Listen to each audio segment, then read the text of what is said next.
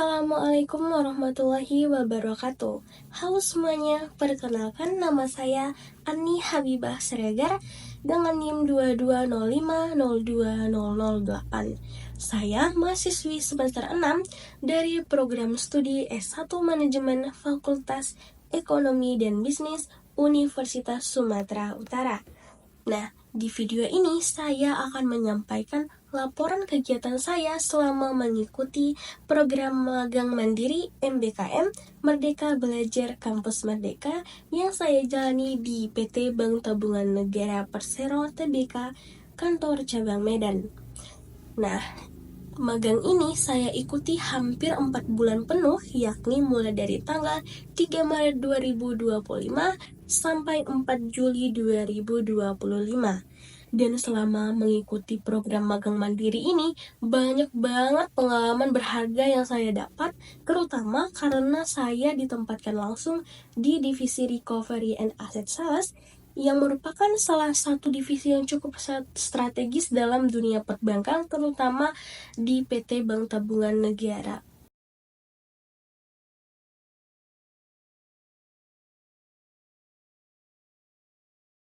Sebelum membahas kegiatan magang lebih lanjut, saya akan menyampaikan sedikit gambaran terlebih dahulu tentang tempat saya magang.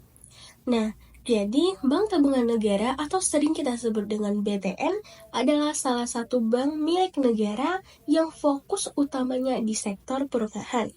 Nah, jadi BTN ini dikenal sebagai pelopor program kredit pemilikan rumah atau disebut dengan KPR yang termasuk rumah subsidi dari pemerintah. Selain itu, BTN juga punya layanan simpan pinjam, kredit usaha, sampai perbankan syariah. Nah, selama saya magang di BTN ini, saya ditempatkan di Unit Recovery and Asset Sales atau RAS. Nah, jadi unit RAS adalah bagian yang menangani kredit yang bermasalah. Jadi ketika ada nasabah yang tidak dapat membayar cicilannya, terutama cicilan rumah, maka kasusnya akan ditangani oleh tim RAS. Tugas utama RAS ini adalah bagaimana memulihkan aset atau istilah lainnya mengubah aset yang tidak produktif menjadi bernilai ekonomi.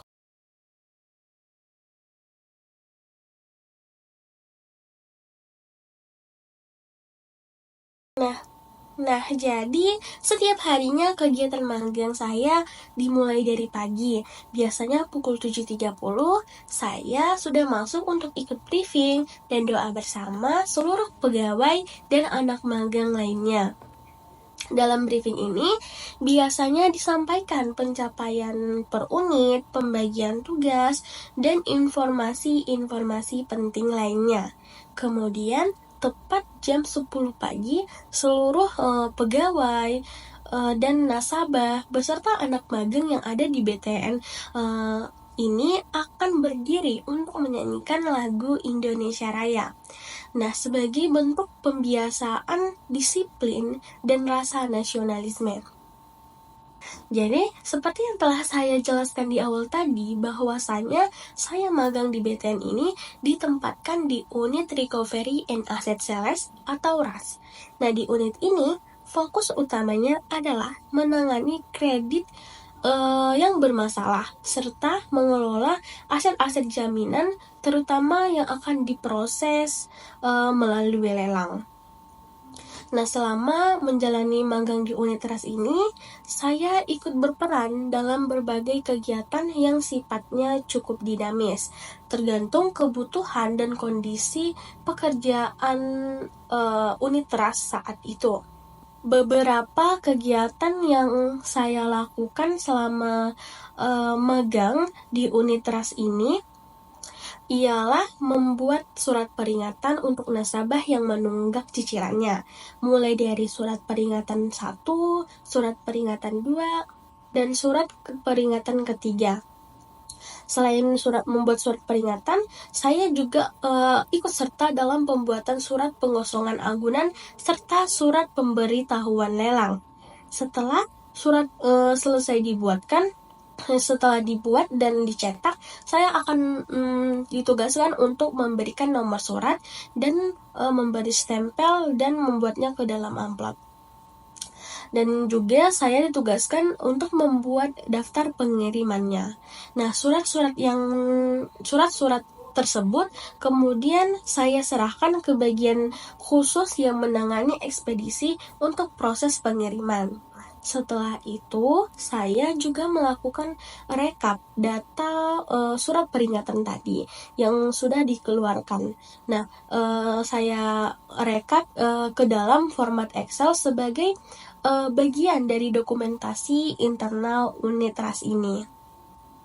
Nah, selain itu, saya juga ikut membantu pembuatan desain ke katalog atau poster promosi aset-aset yang akan dilelang oleh unit trust ini. Dan juga saya ditugaskan untuk menyusun dokumen legal untuk lelang ini, mulai dari seperti sertifikat, APHT, dan perjanjian kredit, serta saya juga mendukung koordinasi dengan unit lain seperti collection dan sekretaris.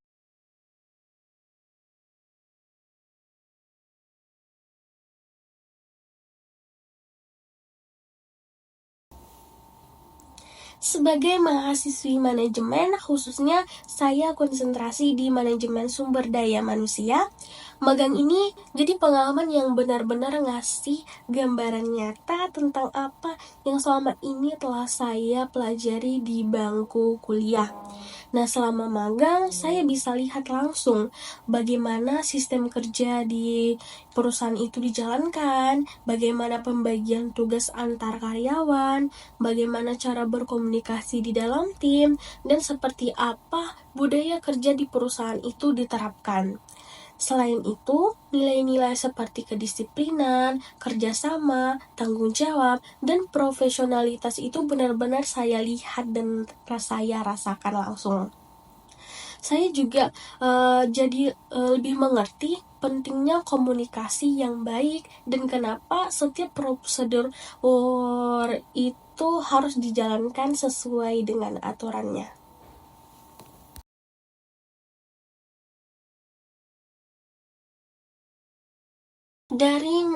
Dari mengikuti program MBKM ini, saya mendapatkan banyak sekali manfaat, baik secara pribadi maupun akademik. Beberapa manfaat yang paling terasa yaitu saya jadi lebih kenal dunia kerja secara langsung, tahu cara bersikap di lingkungan yang profesional, dan saya juga belajar menyusun dokumen resmi dan bekerja sesuai dengan prosedur. Nah, kemudian saya juga dapat meningkatkan kemampuan kerjasama tim, komunikasi, dan inisiatif. Dan juga pengalaman ini benar-benar ngasih gambaran nyata tentang seperti apa dunia kerja nantinya setelah saya lulus kuliah.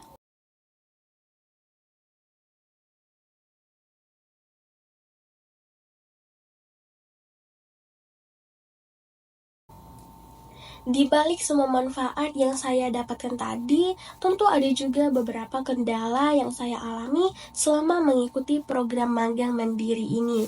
Salah satu kendala utamanya adalah minimnya pembekalan teknis di awal. Jadi saya butuh waktu untuk memahami alur kerja di BTN, termasuk berbagai istilah dan prosedur yang sebelumnya belum pernah saya dengar. Tapi seiring waktu, saya mulai bisa menyesuaikan diri dengan bantuan mentor dan dukungan dari rekan-rekan di BTN.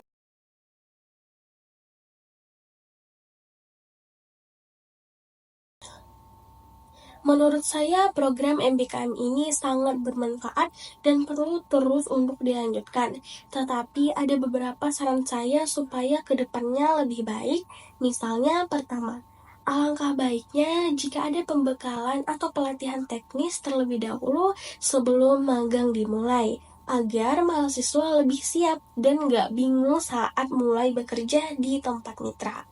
Kedua, jumlah mitra kerjasama sebaiknya diperbanyak lagi supaya makin banyak mahasiswa punya kesempatan untuk ikut dan bisa memilih tempat magang yang sesuai dengan jurusannya. Dan yang terakhir, komunikasi antara kampus dan mahasiswa peserta magang juga penting untuk dijaga secara rutin agar mahasiswa tetap merasa didampingi dan bisa lebih mudah menyampaikan kendala atau kebutuhannya selama program magang berlangsung.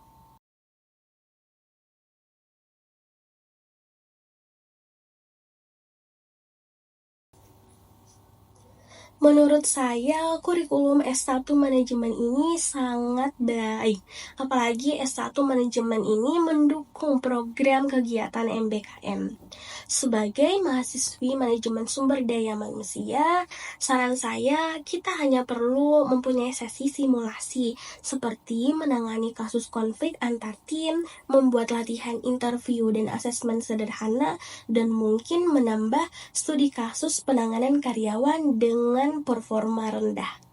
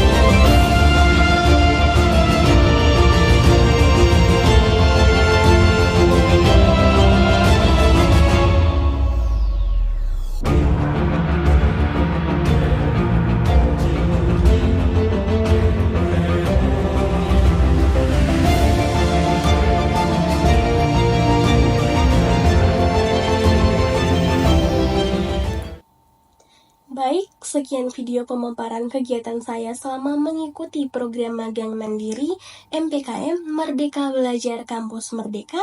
Terima kasih banyak kepada Universitas Sumatera Utara, Program Studi S1 Manajemen, dan seluruh tim Bank Tabungan Negara Kantor Cabang Medan, khususnya Unitras, atas kesempatan dan bimbingannya. Sekian, Assalamualaikum warahmatullahi wabarakatuh.